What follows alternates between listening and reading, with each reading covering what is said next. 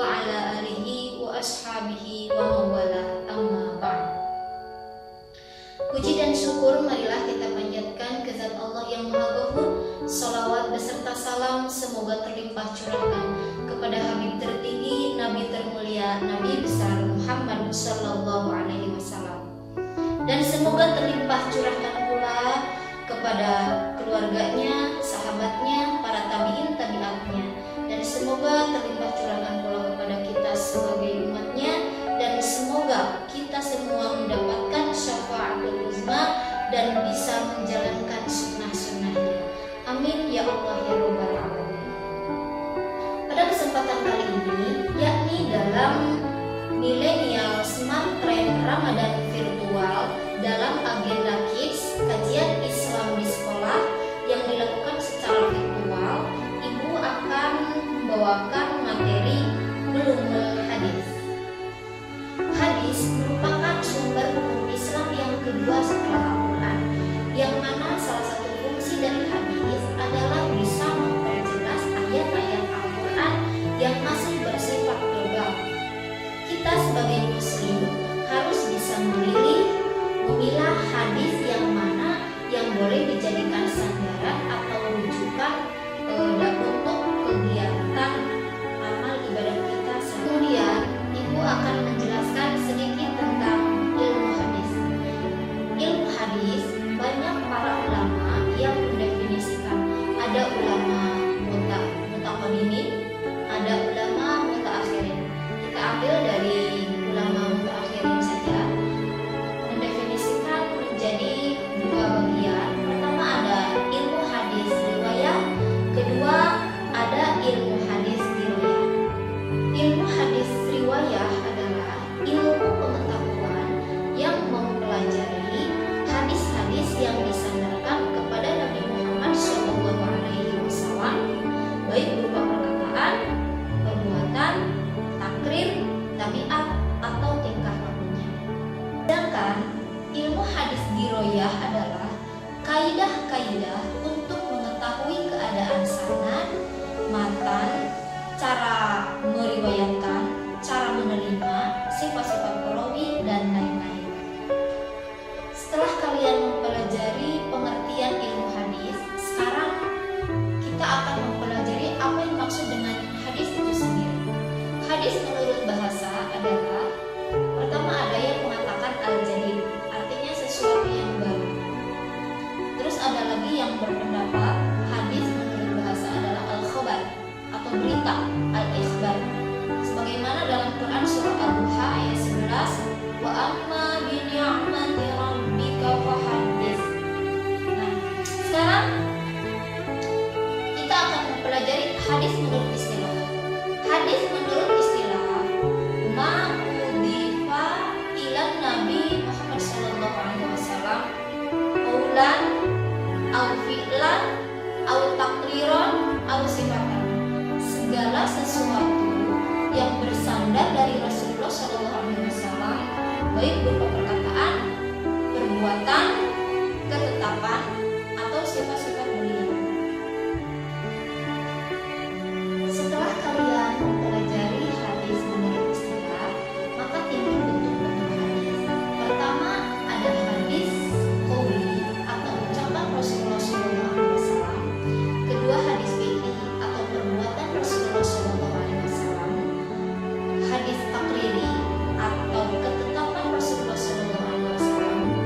Hadis hamdi cita-cita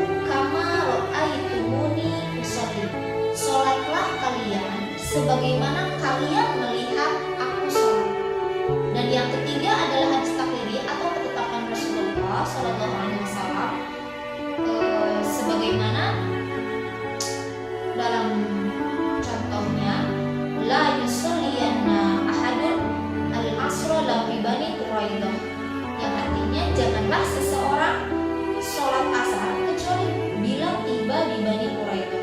Nah, banyak para sahabat yang mengartikan hadis ini berbeda-beda.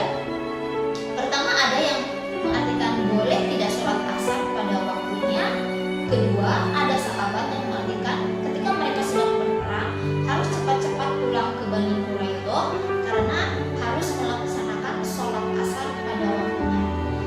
Tadi lupa hadis takriri, yaitu adalah ketetapan Rasulullah Shallallahu Alaihi Wasallam dengan cara membiarkan para sahabat melakukan penafsiran terhadap hadis Rasulullah Shallallahu Alaihi Wasallam asal memenuhi syarat: pertama bagi pelakunya, kedua perbuatannya.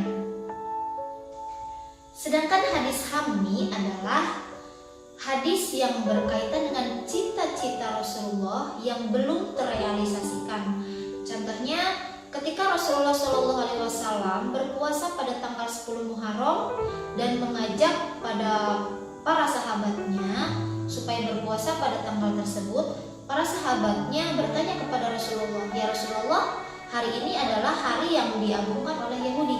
Maka Rasulullah menjawab, "Insya Allah tahun depan kita akan melakukan puasa 1 hari sebelumnya, yaitu tanggal 9 Muharram, atau istilah lainnya adalah puasa Tasu'a." Tetapi karena Rasulullah wafat, maka cita-cita beliau belum terrealisasikan, tapi kita umatnya boleh melakukannya. Nah, terakhir adalah hadis ahwali. Hadis ahwali adalah hadis yang menyebutkan hal ihwal yang berkaitan dengan Nabi Muhammad SAW, berkaitan dengan fisik, sifat, dan kepribadiannya. Oke, berikutnya kita akan mempelajari unsur-unsur hadis. Unsur-unsur hadis, pertama ada yang disebut sanad, kedua matan, ketiga rawi atau perawi. Sanad adalah silsilah orang-orang yang meriwayatkan hadis yang menyampaikannya pada matan hadis. Sedangkan matan adalah isi hadis. Rawi atau perawi adalah orang yang meriwayatkan atau memberitakan hadis. Baik, kita lihat contohnya. Ini adalah silsilah sanad. Sanad, kemudian ini matan, dan kemudian ini adalah perawi. Setelah kalian mempelajari sedikit dari ilmu hadis ini, semoga kalian bisa memahaminya dengan baik dan mudah-mudahan ada manfaatnya. Wallahu a'lam bishawab. Subhanakallahumma wa bihamdika asyhadu an la ilaha illa anta astaghfiruka wa atubu ilaik. Sekian, wassalamualaikum warahmatullahi wabarakatuh.